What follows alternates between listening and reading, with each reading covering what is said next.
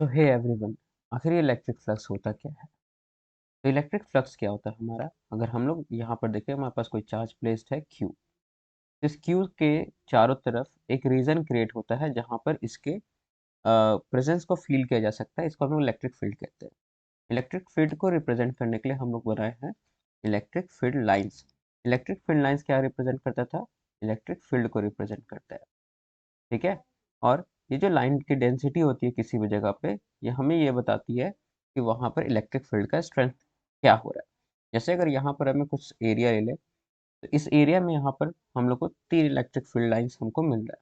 लेकिन अगर same area हम थोड़ा दूर लेके चले जाएं, तो वहाँ पर हम लोग को इतना इलेक्ट्रिक फील्ड लाइंस जो है वो देखने को नहीं मिलेगा इस एरिया से। इसका मतलब क्या है कि यहाँ पर हमारा इलेक्ट्रिक फील्ड का स्ट्रेंथ ज़्यादा है, जबकि यहाँ पर इलेक्ट्रिक फील्ड का स्ट्रेंथ कम है। तो आते हैं हम लोग अपने क्वेश्चन पे कि आखिर ये इलेक्ट्रिक फ्लक्स होता क्या है। तो इलेक्ट्रिक फील्ड को हम लोग इलेक्ट्रिक फील्ड लाइंस के द्वारा रिप्रेजेंट कर रहे थे। अब हम क्या करें कि एक एरिया ले लेते सिंपल सा, और अगर हम देखें कि उस एरिया से कितना ज़्यादा इलेक्ट्रिक फील्ड लाइंस पास कर रहा है नॉर्मली परपेंडिकुलरली, इसी को हम लोग इलेक्ट्रिक फ्लक्स कहते हैं। इलेक्ट्रिक फ्लक्स को रिप्रेजेंट किया जाता है फाई से। ठीक है। तो फाई किन किन बातों पर डिपेंड करता है? फाई जो होगा वो सबसे पहले प्रोपोर्शनल होता है इलेक्ट्रिक फील्ड के। इलेक्ट्रिक फील्ड का स्ट्रेंथ जितना ज़्यादा होगा, हमारा फ्लक्स उतना ही ज़्यादा होगा। फिर से फ्लक्स का डेफिनेशन क्या है कि अगर ये एरिया है हमारा, इस एरिया से जो भी परपेंडिकुलर लाइंस ड्रॉ कर रहा है, जा रहा है हमारा फील्ड लाइंस, ठीक है, उसी को हम लोग क्या कह रहे हैं? इलेक्ट्रिक फ्लक्स कह रहे हैं। इलेक्ट्रिक फ्लक्स को हम लोग कैसे किस बात पर डिपेंड कर रहा है? ये डिपेंड करेगा इलेक्ट्रिक फील्ड पर। इलेक्ट्रिक फील्ड का स्ट्रेंथ जितना ज़्यादा होगा, उतना ही ज़्यादा हमारा क्या होगा? इलेक्ट्रिक फील्ड लाइंस पास करेगा। तो ये उसके प्रोपोर्शनल हो गया। फिर हम लोग क्या देखते हैं कि ये एरिया के भी प्रोपोर्शनल होता है। अगर हम एक बड़ा एरिया ले लें, ठीक है, सेम इलेक्ट्रिक फील्ड रखे लेकिन एरिया अगर बड़ा ले ले, तो यहाँ पर हम लोग क्या नोटिस करेंगे कि यहाँ से बहुत ज़्यादा इलेक्ट्रिक फील्ड लाइंस पास करेगा। तो ये एरिया पे भी डिपेंड करता है। और साथ ही साथ में इलेक्ट्रिक फ्लक्स जो होता है हमारा, वो डिपेंड करता है कि आखिर ये एरिया एरिया और इलेक्ट्रिक फील्ड के बीच में एंगल क्या बनना। फॉर एग्जाम्पल मान लेते हैं कि हमारे पास यहाँ पर आ, एक सरफेस है जो कि इस तरीके से फॉर्म्ड है। ठीक है। तो देखिए, सबसे पहले हम लोग को डिफाइन करना होगा यहाँ पे कि एक एरिया वेक्टर क्या होता है। तो अगर मेरे पास कोई सरफेस है, तो सरफेस से ठीक परपेंडिकुलर अगर हम एक लाइन ड्रॉ कर लेना, ये परपेंडिकुलर लाइन जो होता है वो इसका एरिया वेक्टर को रिप्रेजेंट करता है। ठीक है, इसको ए वेक्टर के द्वारा दिया जाता है। कि एरिया वेक्टर का यूज क्या है हमारा? तो ये बताता है कि स्पेस में हमारा जो एरिया है आखिर उसका डायरेक्शन क्या है।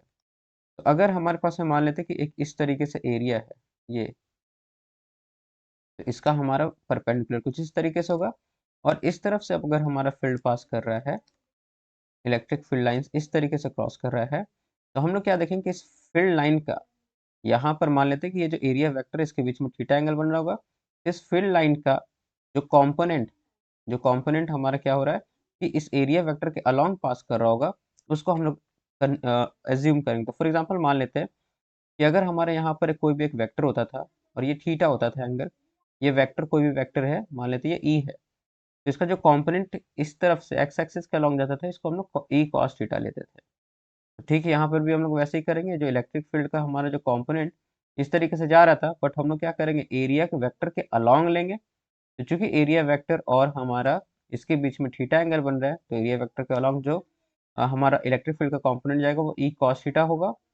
ठीक है। तो इस कंडीशन को अगर हम लोग ध्यान दें, तो हमारा जो फ्लक्स होगा वो किन बातों पर डिपेंड करता है? तो एक तो हमारा एंगल पर डिपेंड कर रहा था ये, ठीक है, एरिया और इलेक्ट्रिक फील्ड के एरिया पर। और फिर हमारा किस बात पर डिपेंड करता है? इलेक्ट्रिक फील्ड पर। अगर हम इन सारी चीज़ों को कंबाइन करें तो हम लोग देखते हैं कि जो फ्लक्स होता है उसको हम लोग लिख सकते हैं ए E cos theta.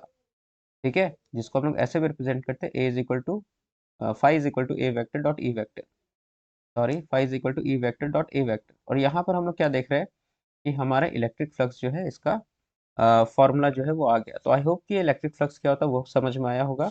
Electric flux वैसे एक स्केलर क्वांटिटी है।